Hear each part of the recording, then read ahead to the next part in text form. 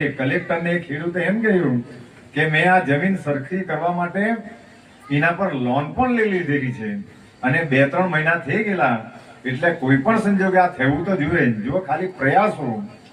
સાંઈ બાબાનું એક વચન હતું કે તમે ખાલી મારામાં શ્રદ્ધા રાખજો અને ધીરજ રાખજો.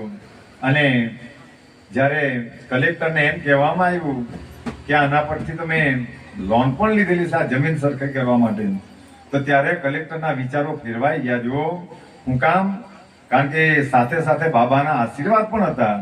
એકદમ અશક્ય કે 2 વાર અરજી ખારી થઈ જાય પછી ત્રીજી વાર એને મોકો મળી શકતો નથી. પણ જ્યારે એક સમર્થ, એક સદગુરુ જ્યારે મોઢામાંથી બોલી દે તો એ અહીંના કલેક્ટરે તો માન્ય કરવું પડે, પણ આ કલેક્ટરે પણ માન્ય કરવું પડે. તો ત્યારે માન્ય થઈ ગઈ. પણ નાના સાહેબ ચાંદોરકરને એ ખબર નહીં પડી રહી કે કઈ આ ખેડૂતની કઈ પૂંજી હશે. તો ત્યારે જ્યારે પાછા શિરડીની અંદર આવ્યા અને બાબાને પૂછવામાં આવ્યું કે બાબા આની કઈ પૂંજી છે, તો ત્યારે બાબાએ બહુ સરસ જવાબ આપ્યો કે આણે ભગવાનનું નામ લીધેલું છે અને ભગવાનનું કામ કરેલું છે, તો એ પૂંજી મારી પાસે છે. એટલે એ પૂંજીના પ્રભાવથી આ પુણ્યની પૂંજી, એ પુણ્યના પ્રભાવથી મારે એનું કામ કરી જ રાખવું પડે. તો આપણને ખુશી એ વાતની છે કે તેણે ખાલી એક વાર ભગવાનનું કામ કરેલું અને એક વાર ભગવાનના પાઠ કરેલા, તો આવડું મોટું જો કાર્ય થઈ જતું હોય તો આપણા બધા ભક્તો તો વારંવાર આના કાર્ય કરી રહ્યા છે, એ પૂંજીને ભેગી કરી રહેલા છે. એટલે એના સંસારના અને સમાજના કે શારીરિક માનસિક બધા જ કાર્યો નીકળી જાય. શું કામ? કારણ કે બધા પર પુણ્યની પૂંજી છે. તો એ પુણ્યની પૂંજી ભેગી કરવા આપણે અહીંયા બધા આવ્યા છે. અને બધા ધ્યાનથી સાંભળજો વિષ્ણુ સહસ્ત્રના પાઠ. એમ તો ગામે ગામ જઈને અમારું કામ છે, સદગુરુએ અમને સોંપેલું કે આ કાર્યને કરો, તો અમારી ફરજ છે કે આ વિષ્ણુ સહસ્ત્રના પાઠ જે બાબાની આપેલી બહુ મોટી અમૃત જેવી દેન છે, એના ખાલી ને ખાલી પાઠો કરવાથી માણસોને બધી જ જાતના સુખ, સંપત્તા, શાંતિ અને વિશેષમાં સંતો એમ કે સંતતિ એટલે કે છોકરા પણ નિયતિને આ પાઠના માધ્યમથી મળી જાય. આ પાઠ આ લોકમાં તો કલ્યાણ કરનારા છે, પણ પરલોક માણસ જ્યારે સ્વધામમાં જાય ત્યારે પણ ત્યાં સુખ અને શાંતિ મળે. એટલે આ પાઠનું મહત્વ છે.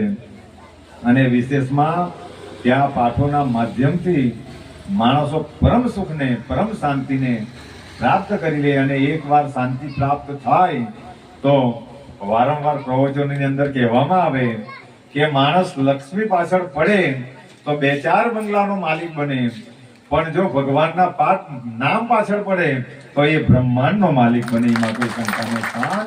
આટલી આ માણસોની તનની અને મનની અને ધનની પણ દરિદ્રતા દૂર કરનારા આ શ્રી હરિના પાઠો છે.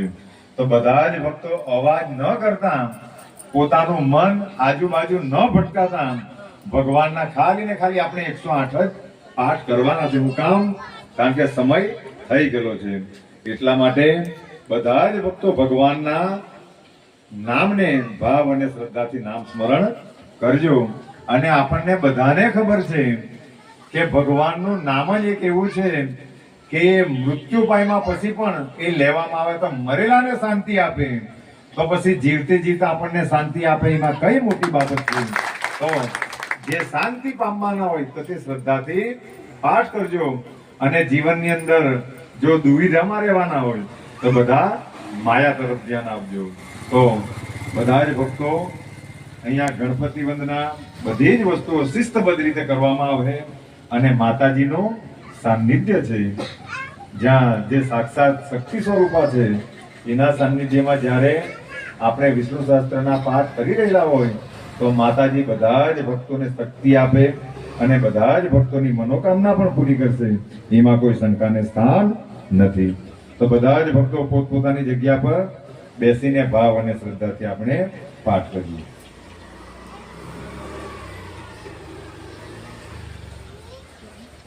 બોલો ગણપતિ ગજાનંદ કી જય.